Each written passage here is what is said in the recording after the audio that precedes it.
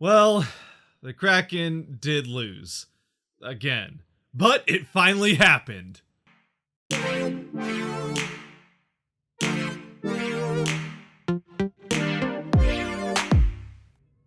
What's cracking, everybody, and welcome back to Kraken R&R, where, yes, the Seattle Kraken do fall 3-2 to the Boston Bruins in a game that's oddly reminiscent of that one 2 days ago against the Rangers. But if you have been following the Kraken up to this point in the season, it was still one well worth watching, if only for one particular reason, which we'll get to. Still no Alexiak in this one, though Yarncroke is back after having the one game off being a late scratch against the Rangers, and Cale Fleury gets called up for his first game for the Kraken, and not only that, but he gets paired with his brother Hayden on the third pair defense in this one. So, if nothing else, that at least is a pretty cool story. It did make me wonder, at least a little bit, if that wasn't a hint that maybe Seattle's trying to move Hayden, and this was them giving the brothers a chance to play together before that happens.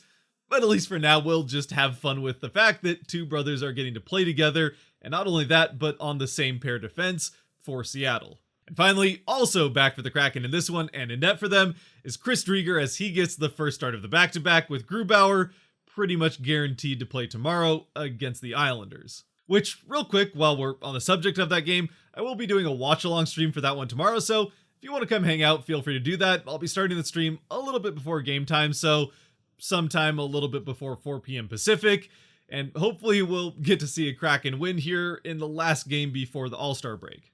Back to this game against the Bruins, though, the game starts out pretty back and forth, leading up to a Kraken power play about 4 minutes into the game, where it's kind of the same old story here. The Kraken spend the first minute of the power play kind of twiddling their thumbs and having a hard time getting anything going, finally get set up in the offensive zone, spend too long slowly passing the puck around the outside, not taking enough shots, and the Bruins are able to kill it off. Which unfortunately would become a bit of a theme throughout the course of the night, as this kind of sets the tone, at least as far as the Bruins killing off power plays. It happens in different ways, but yeah, special teams definitely become the difference maker in this game, again.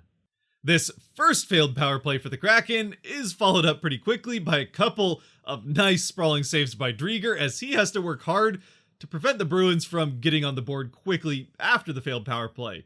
Then Ullmark responds with a nice save of his own back at the other end of the ice, and then it's right back to the Kraken end, where Driedger commits robbery from the starfish position, or the snow angel position, or however you want to look at it. Either way, again, Driedger finds himself having to be creative to keep the Bruins off the board.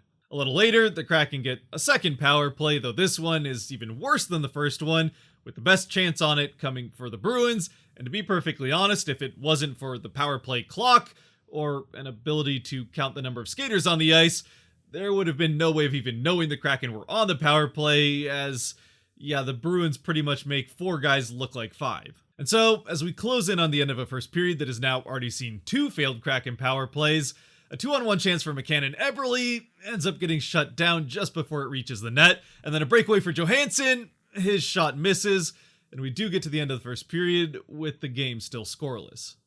Early in the second, Gord lays a massive, but at least by the rules, clean hit on Vakanainen.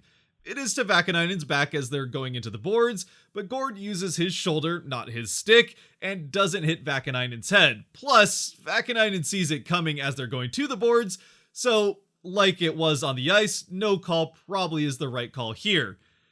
However, Vakanainen is very slow to get up, and when he does, there's a little bit of blood coming out of his face. He ends up going to the locker room, and the refs decide to come together to talk about it, and they come out of that conversation a couple minutes later with the decision that it's going to be a 5-minute major for Gord, which is completely out of nowhere. Again, it seems like it's a clean hit. There was no call on the ice with at least one guy looking right at it, and so somehow they've jumped all the way to major just because Vakanainen was injured on the play. Fortunately, since all major and double minor penalties go to review before being upheld, except for fighting obviously, this does go to review, and another couple minutes later, the refs come out with the decision that it's just going to be a 2-minute minor for Gord, which again still seems like a little bit too much considering it was a clean hit. But I guess at least this third decision on what should be called is better than what their second one was. Plus, regardless of what you think of the call, it doesn't end up hurting the Kraken anyway,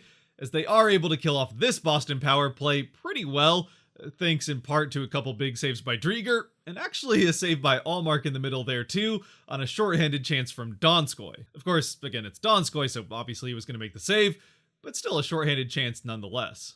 Though, right after it's killed off, Gord takes the next faceoff for the Kraken, and also takes a sucker punch to the face right off that faceoff, as the Bruins can't be bothered to fight him properly if they're going to have a problem with the hit that he laid on Vakanainen. Not that they seem to have a problem with it at the time, just now that a penalty's been called on it. Gord never even drops the gloves for a fight, but still ends up getting called for a fighting penalty and going back to the box for 5 minutes. Meanwhile, off to the side, Lauzon, the former Bruin, and another one of the Bruin players give a at least better demonstration of what a hockey fight should look like, where both guys drop gloves, fight it out for a bit, go to the ice, and once they're on the ice, stop fighting. Fortunately for both of them, the refs just decide to give them traded roughing calls, as a second fight off to the side would have been a much more severe penalty. And when everything ends up shaking out, the Kraken, for the cheap shot on Gord, do at least get the power play off of the added roughing call for Boston. This now third power play for the Kraken is probably their best one to this point of the night, though that's not really saying a whole lot, and it still isn't a particularly good power play, and doesn't end up scoring, with really the only two good shot attempts coming from McCann and Donskoi, both of which get blocked before they get to the net. So now, at this point, we have 3 failed power plays for the Kraken, and 1 failed power play for the Bruins, and the next power play that comes just a couple minutes later is going to go in favor of the Bruins, as Carlo trips on his own feet along the boards, with Johansson near him, so naturally Johansson gets the tripping call, even though he didn't trip Carlo. And to make matters worse, the Bruins and Pastrnak make quick work of this one off of the bad call. It's a quick passing play, which is something that the Kraken power play could probably learn from based on how that's been going lately. But again, it's finished by Pastrnak, who shoots it. It deflects off of Donskoi's stick in front of the net, and instead of going wide, goes right into the top corner past Drieger to give the Bruins the 1-0 lead. Shortly after, it's Johansson, who's unlucky again as he catches Eberle's stick in the face along the boards in a puck battle. Surprisingly, even with Johansson being slow to get up, the correct call is made here, so there's no penalty. Going right back the other way though, Appleton does draw the interference call, so the Kraken will now get a 4th chance on the power play. And this 4th chance for them does start with them at least being able to hold the offensive zone, though they're continuing to do this slow passing around the outside and not taking enough shots. Not the quick pass playmaking type of style that we saw the Bruins just score on, and we saw from the Kraken now a while ago when they were having success on the power play. Finally though, with 38 seconds left in the man advantage, the Bruins put the puck over the boards for delay of game, and the Kraken are going to get a 5-on-3 opportunity. And while they have had a pretty hard time scoring with 1-man advantage over the last couple of weeks now, they have been able to score twice with a 2-man advantage. This time, however, they squander those 38 seconds and then also waste the following bit of that second power play. So now at this point, it's not 4, but 5 Kraken power plays that have come up empty. I mean, to be fair, they did show some improvement in this power play, as they were able to get at least 1 shot on goal and would have gotten a second one, with McCann having a very good scoring chance with some net to shoot at, but his stick snapped in half before he could get the shot off. So yeah, I guess when it rains, it pours. Just not shots for the Kraken on the power play. And then, right back the other way after, again, the 5th failed power play for the Kraken, Sheahan mishandles a puck in front of the net. Hall says thank you very much, picks it up, puts it in the net, and the Bruins now have a 2-0 lead. Fantastic. And so, after that, a chaotic, physical, and poorly officiated second period, the Bruins will go to the third with the 2-0 lead. To start off the third, the Kraken do get into the offensive zone right away, where Wennberg is defended well, but he's at least able to kick the puck out to Donskoi for a one-timer, who shoots and he scores! Oh my goodness, he did it! He's actually done it!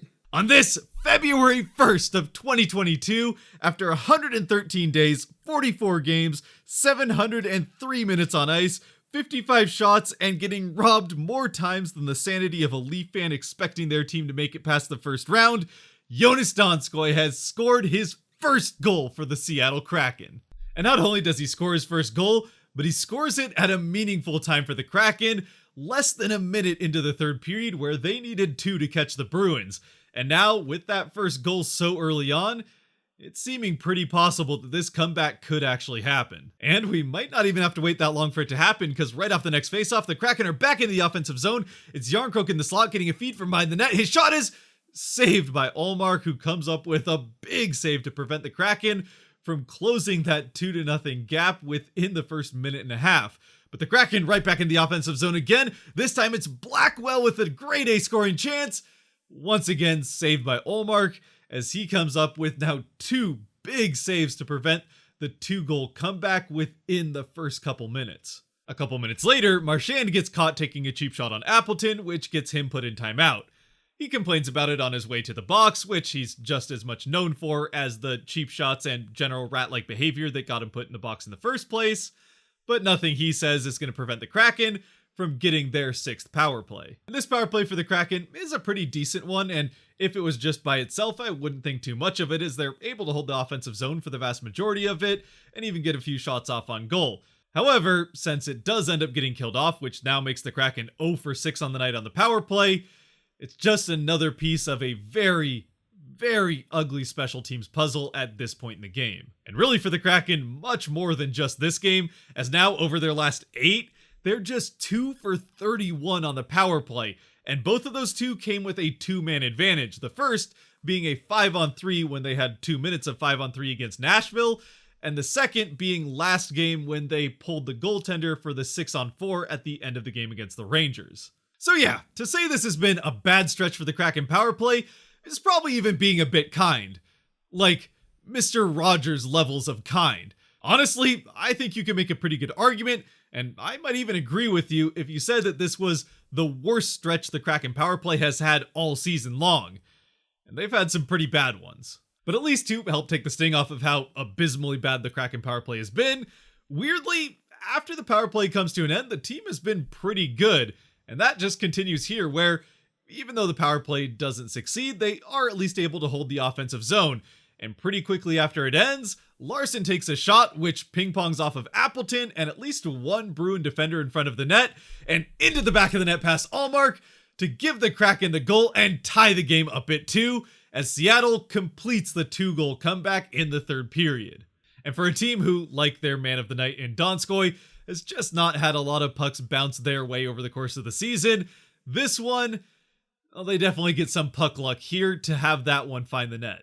Boston, though, is able to regroup, taking a timeout after the tying goal goes in, and they press right back on Seattle, and a couple of big Drieger saves as well as a nice defensive play by Wennberg are all that keep the puck from going in the net to give the Bruins right back the lead, even through a delayed penalty, which eventually leads to a Bruin power play. After all that Bruin power play scores once again, and once again, it's Pastrnak who puts it in, with a shot that was going wide of the net, but deflects off of Drieger's glove and into the net to give the Bruins the 3-2 lead.